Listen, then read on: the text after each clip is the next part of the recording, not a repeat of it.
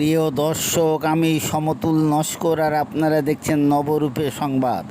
এখনকার বিশেষ খবর, দিল্লির একতা ফাউন্ডেশন যে দীর্ঘদিন ধরে লক্ষ্মীকান্তপুরে ও সুন্দরবনের কাঁটামারিতে চক্ষু পরীক্ষা শিবির করেছিল, তার মধ্যে যাদের ছানি পাওয়া গেছে, সেই ছানি পাওয়া যাওয়া রুগীদের আজ মানিকতলা প্রেমানন্দ মেমোরিয়াল ল্যাপ্রসি হাসপাতালে মিস্টার মাক মলয় আমরস মহাশয়ের ব্যবস্থাপনায় বিনামূল্যে চক্ষু অপারেশন করলেন এবং এই চক্ষু অপারেশনে সবাই সাকসেসফুল হয়ে খুবই খুশি।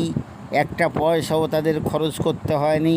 সমস্ত গাড়ি ভাড়া, যাওয়া আসা খরচ সব কিছু দিয়েছেন মানিকতলা প্রেমানন্দ মেমোরিয়াল হাসপাতালের ফান্ডাইজার মিস্টার মাক মলয় আমরস মহাশয়। এবং তিনি সমস্ত রুগীকে এক বার্তা দিলেন, সাথে সাথে বললেন, কুষ্ঠ কোনো ছোঁয়াচে রোগ নয়।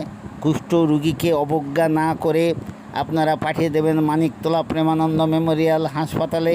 এখানে বিনামূল্যে তারা চিকিৎসা করতে পারবেন এবং কুষ্ঠ রোগ সারিয়ে বাড়িতে ফিরতে পারবেন। তিনি আরও একটি বার্তা দিলেন, মায়েদের চর্মরোগের জন্য চলে আসুন মানিকতলা হাসপাতালে, এখানে চর্মরোগ চিকিৎসার ব্যবস্থা আছে।